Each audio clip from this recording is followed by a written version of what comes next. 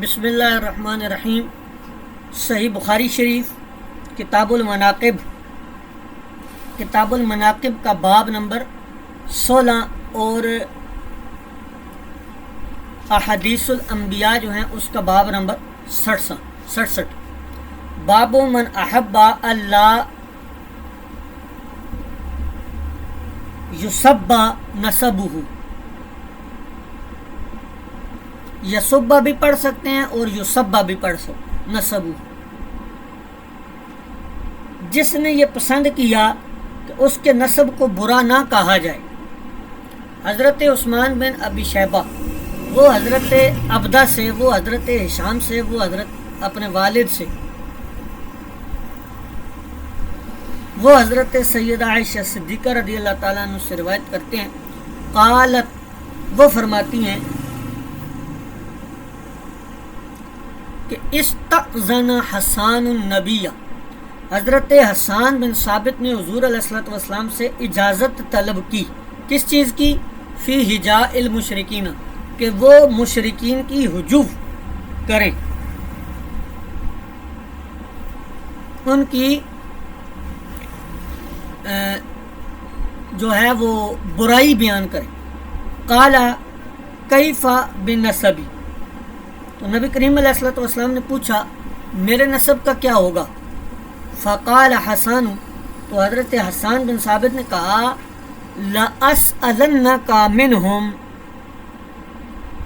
کما تسل الشعرۃ من العجین، میں آپ کو، آپ کے نسب کو مشرکین سے اس طرح نکال لوں گا جس طرح بال کو گوندے ہوئے آٹے سے نکالا جاتا ہے۔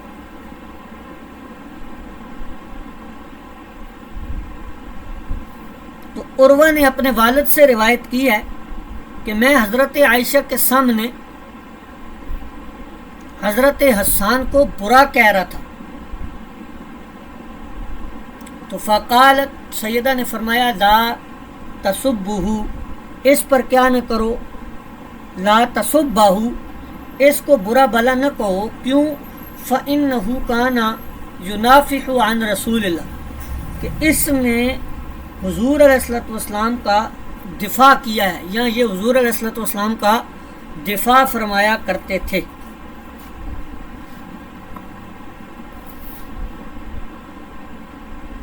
اور ابو الحسن نے کہا نفحت الدابۃ، یہ اس وقت کہا جاتا ہے جب سواری اپنے پیروں کو مارے،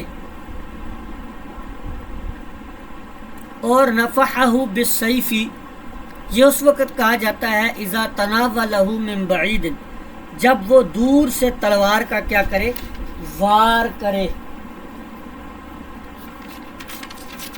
تو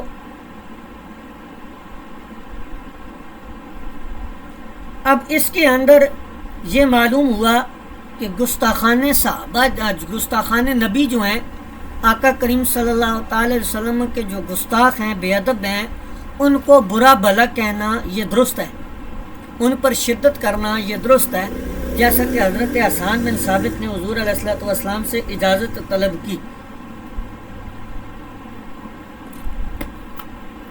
آگے باب ما جاء فی اسماء رسول اللہ صلی اللہ علیہ وسلم، حضور علیہ الصلوۃ والسلام کے اسماء کے متعلق حدیث، وقول اللہ تعالی، اور اللہ تعالیٰ کا قول، ما کان محمد ابا احد من رجالکم، محمد صلی اللہ تعالی علیہ وسلم تم میں سے کسی کے بھی والد نہیں ہے۔ اور اللہ تعالیٰ کا قول، محمد الرسول اللہ والذین معہ اشداء علی الکفار، محمد اللہ کے رسول ہیں اور وہ لوگ جو آپ کے ساتھ ہیں وہ کفار پر شدت اشد ہیں، سختی کرنے والے ہیں۔ وقولہ تعالی، اور یہ قول کہ من بعد اسمہ احمد، وہ میرے بعد آئے گا اور اس کا نام احمد ہوگا۔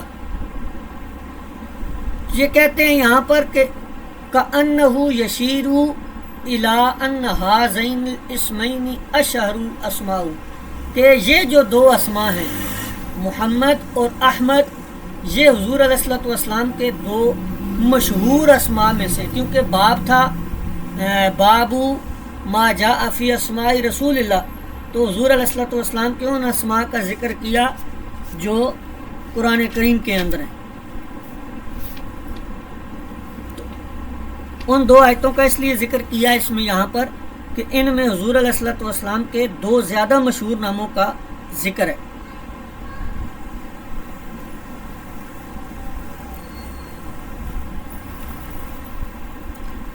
آگے حدیث دیکھتے ہیں۔ حدثنا ابراہیم بن المنذری حدثني معن عن مالك عن ابن شهاب عن محمد بن جبير بن مطعم عن أبيه قال قال رسول الله صلى الله عليه وسلم لي 5 أسماء أنا محمد وأحمد أنا محمد وأحمد وأنا الماحي الذي يمحو الله بي الكفر وأنا الحاشر الذي يحشر الناس على قدمي۔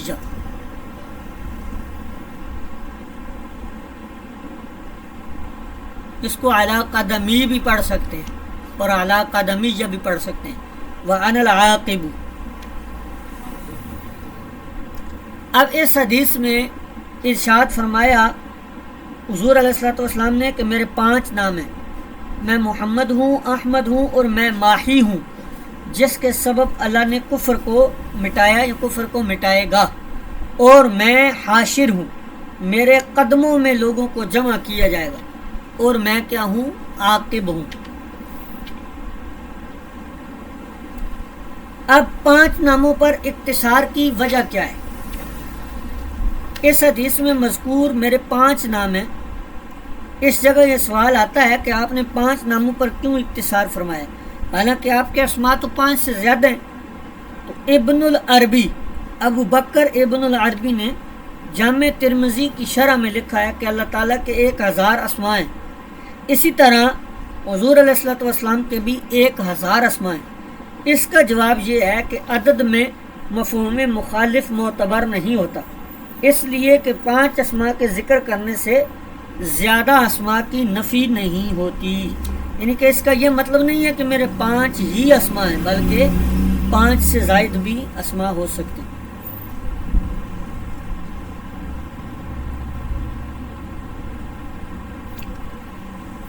اب اس کے اندر ماحی، حاشر اور عاقب۔ ماحی اور حاشر کا معنی تو حدیث کے اندر ہی موجود ہے، اور عاقب کہتے ہیں بعد میں آنے والا، یعنی میں انبیاء کے بعد آنے والا ہوں اور ان کا خاتم ہوں۔ اور امام ترمذی رحمۃ اللہ علیہ کی روایت میں یہاں پر واضح طور پہ موجود ہے کہ عاقب وہ ہے جس کے بعد کوئی نبی نہیں ہے۔ اگلی حدیث پاک دیکھیں۔ حدثنا علی بن عبد اللہ حدثنا سفیان عن ابی الزناد عن الاعرج عن ابی ہریرہ قال قال رسول اللہ صلی اللہ علیہ وسلم الا تعجبون کیف یصرف اللہ عنی شتم قریش ولعنہ یشتمون مذمما ویلعنون مذمما وانا محمد۔ سبحان اللہ۔ حضور ارشاد فرماتے ہیں، حضرت ابو ہریرہ کہتے ہیں کہ آقا کریم علیہ الصلوۃ والسلام نے ارشاد فرمایا، کیا تم اس پر تعجب نہیں کرتے اللہ تعالیٰ نے کس طرح مجھ سے قریش کی مذمت اور اس کے سب و شتم کو دور کر دیا۔ وہ مذمم کو سب و شتم کرتے ہیں اور مذمم پر لعنت کرتے ہیں، اور میں تو محمد ہوں۔ تو کفار قریش کے مذمم کہنے کی وجہ کیا تھی؟ علامہ بدر الدین عینی رحمۃ اللہ علیہ فرماتے ہیں کہ کفار نبی سے بہت سخت نفرت کرتے تھے، اس لیے وہ آپ کو محمد نہیں کہتے تھے، کیونکہ یہ نام ہی آپ کی تعظیم پر دلالت کرتا تھا، اس لیے وہ آپ کو محمد کہنے کی بجائے مذمم کہتے تھے، اور یوں اللہ تبارک و تعالیٰ نے ان کے سب و شتم کو محمد سے مذمم کی طرف پھیر دیا۔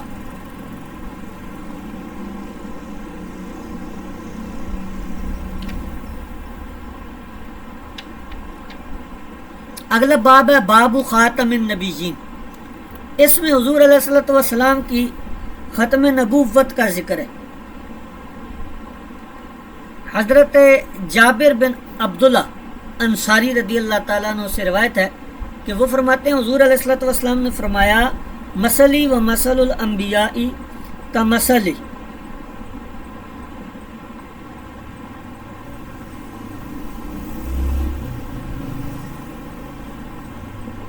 کمثلی رجل بنی دارن.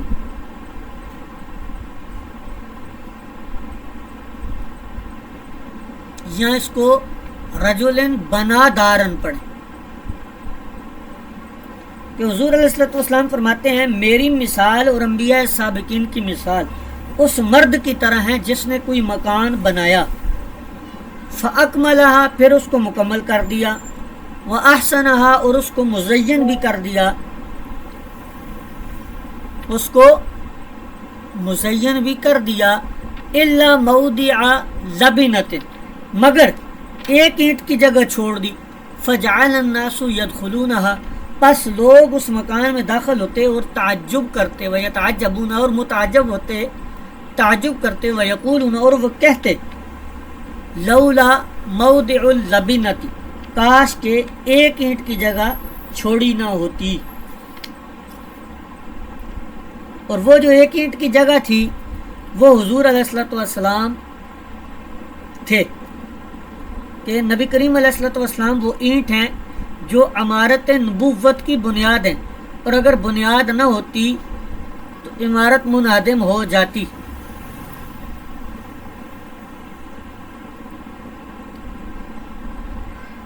اس سے اگلی حدیث بھی اسی طرح ہی ہے، اس میں واضح طور پہ فرمایا پھر قال فأنا اللبنۃ کہ حضور نے فرمایا وہ اینٹ جو چھوڑی گئی تھی جگہ وہ میں ہوں، وانا خاتم النبیین اور میں کیا ہوں، آخری نبی ہوں، خاتم النبیین. تو یہ حضور علیہ الصلوۃ والسلام کی ختم نبوت کے حوالے سے احادیث ہیں، اس کو یاد کر لینا چاہیے حدیث کو. اگلا باب ہے باب وفات النبی صلی اللہ علیہ وسلم، حضور علیہ الصلوۃ والسلام کی رحلت کا، آپ کے انتقال کا بیان. تو اس باب میں حضور علیہ الصلوۃ والسلام کی وفات کا ذکر ہے. حضرت عروہ بن زبیر حضرت عائشہ صدیقہ رضی اللہ تعالیٰ عنہ سے روایت کرتے ہیں کہ ان نبی صلی اللہ علیہ وسلم توفی وہو ابن 63 کہ حضور علیہ الصلوۃ والسلام جس وقت وفات فرمائی اس وقت آپ کی عمر 63 سال تھی. وقال ابن شہاب اور ابن شہاب نے کہا وَأَخْبَرَنِي سعید بن المسیب مجھے سعید بن المسیب نے خبر دی ہے مثلہ اسی کی مثل.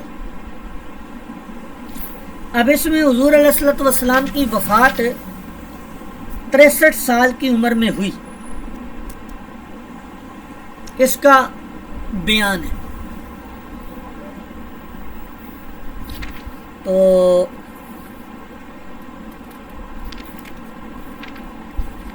حضور علیہ الصلوۃ والسلام کی تاریخ وفات کیا تھی، اس میں پھر مختلف اقوال ہیں. اس پر اعلیٰ حضرت فاضل بریلوی رحمۃ اللہ علیہ کا ایک رسالہ ہے نطق الحلال، وہ مطالعہ کرنے سے تعلق رکھتا ہے، اس کو مطالعہ کرنا چاہیے.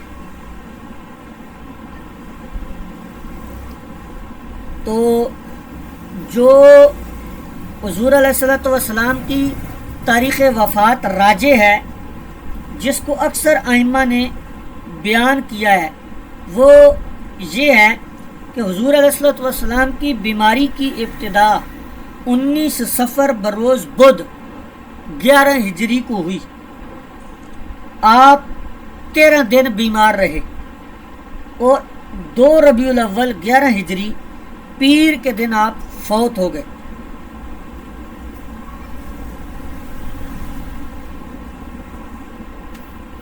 تو زیادہ تر ائمہ جو ہیں ان کے نزدیک حضور علیہ الصلوۃ والسلام کی جو وفات ہے، تاریخ وفات، وہ 2 ربیع الاول ہی راجح ہے، کیونکہ 12 ربیع الاول کو کسی صورت بھی سوموار نہیں بنتا، اور اس پر اتفاق ہے کہ حضور علیہ الصلوۃ والسلام سوموار کے دن انتقال فرما ہوئے، آپ نے انتقال فرمایا۔ باب کنیت النبی صلی اللہ علیہ وسلم، حضور علیہ الصلوۃ والسلام کی کنیت کا بیان۔ حضور علیہ الصلوۃ والسلام نے فرمایا، حضرت انس فرماتے ہیں کہ حضور علیہ الصلوۃ والسلام بازار میں تھے، فقال رجل، تو ایک شخص نے کہا یا ابا القاسم، فالتفت النبی، تو حضور علیہ الصلوۃ والسلام اس کی طرف متوجہ ہوئے، مڑ کر دیکھا، فقال، تو حضور علیہ الصلوۃ والسلام نے فرمایا، سموا باسمی ولا تقتنوا بکنیتی، کہ کیا کرو، آپ نے فرمایا میرا نام رکھا کرو اور میری کنیت نہ رکھا کرو۔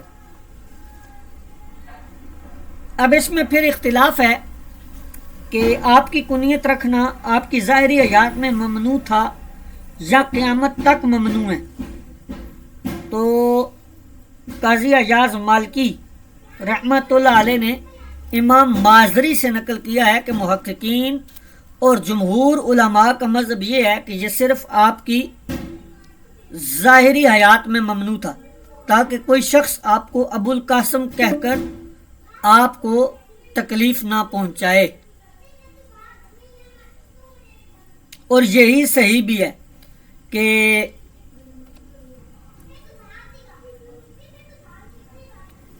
حضور علیہ الصلوۃ والسلام کی جو کنیت ہے یہ آپ کی زندگی مبارک میں رکھنے سے منع کیا گیا تھا، تاکہ کسی کو ابو القاسم کہا جائے تو حضور علیہ الصلوۃ والسلام اس کی طرف متوجہ ہوں تو بعد میں پتہ چلے کہ وہ نہیں ہے،